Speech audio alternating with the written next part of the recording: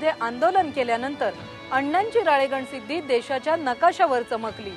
राळेगण सिद्धीमध्ये राबवलेले ग्रामविकासाचे अनेक प्रकल्प हे आज मॉडेल प्रोजेक्ट्स ठरले आहेत। त्यामुळेच आम्ही आलोय अण्णांच्या राळेगण सिद्धीमध्ये अण्णांच्या माणसांना भेटण्यासाठी।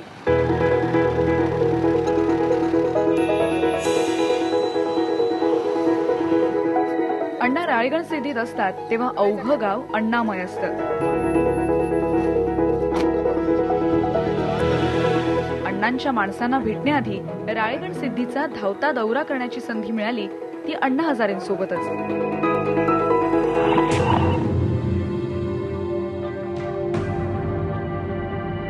36 वर्ष अहमदनगर जिल्ह्यातल्या पारनेर तालुक्यातल्या राळेगण सिद्धी या दुष्काळी गावात अण्णांनी हर तऱ्हेचे प्रकल्प राबवले आणि राळेगणचं रूप पालटून टाकलं।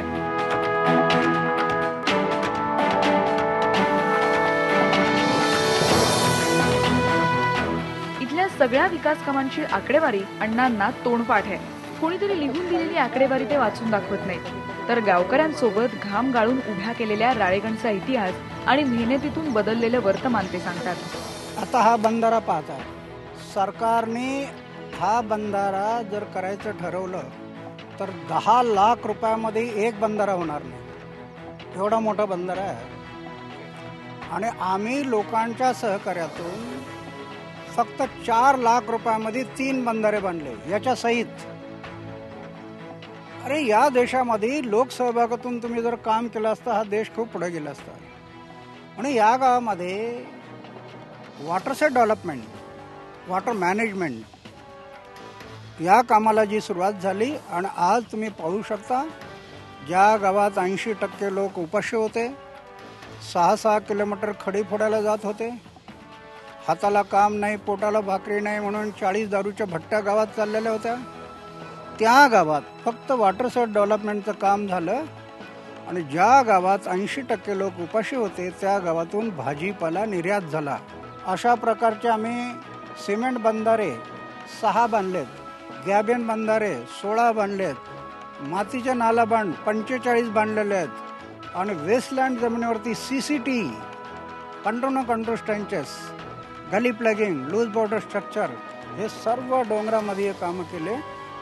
त्यामुळं या गावांमध्ये जो अन्नधान्याचा प्रश्न होता तो सुटला, हाताला काम मिळालं। जिथे 6-6 किलोमीटर खडी फोडायला जात होते तिथं आज एक ट्रॅक्टर भरायला 4 लोक मिळत नाहीत गावात, 4 लोक गावात मिळत नाहीत मजूर, एवढं काम उपलब्ध झालं।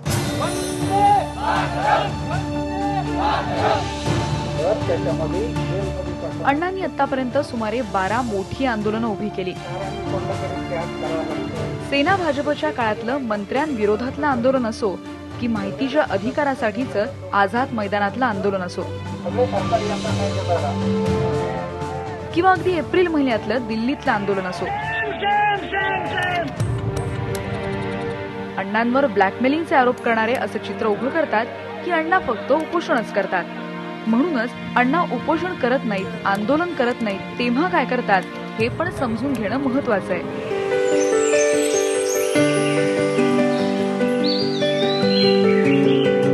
अण्णांचा राळेगण मधला दिवस सुरू होतो तो ग्रामदैवत यादव बाबांच्या मंदिरातल्या या खोलीतून।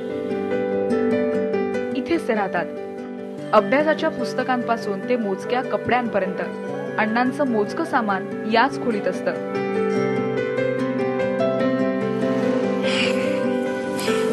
पहाटेची योगासना, नाश्ता, आंघोळ हे सगळं आटोपून अण्णांचा दिवस सुरू होतो। अण्णांना भेटण्यासाठी मंदिरात नेहमीच परिसरातल्या शेतकऱ्यांची अशी गर्दी असते।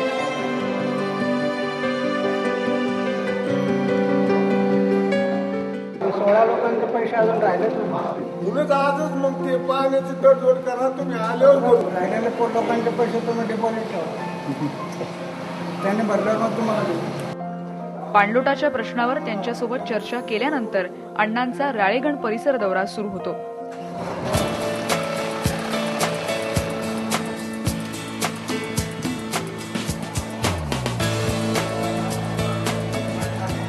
राजकारण्यांचा विरोध पत्करून गावात उभं केलेलं हायस्कूल, पहिल्या होत्या साधे होते.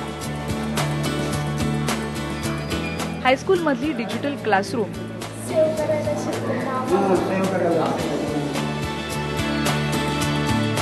मुलांच्या श्रमदानातून तयार झालेली नर्सरी,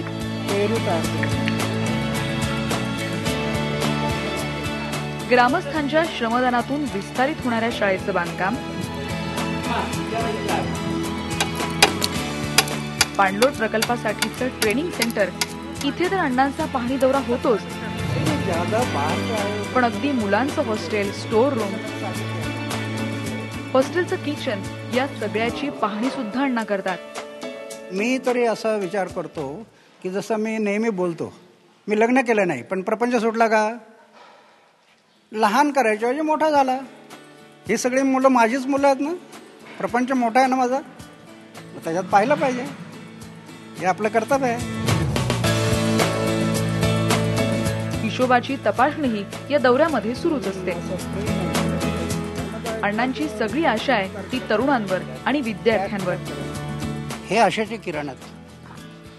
काही लोकांना असं वाटतं की काय होणार या देशाचं, काय होणार या समाजाचं, पण ज्यावेळेला तो तरुण खांद्यावर तिरंगा घेऊन घोषणा देतोय, इन्क्लाब जिंदाबाद, वंदे मातरम, भारत माता की जय, त्यावेळेला एक आशेचे किरण दिसतात की त्याच्यामधली राष्ट्रीयत्वाची भावना जागृत होत चाललेली आहे.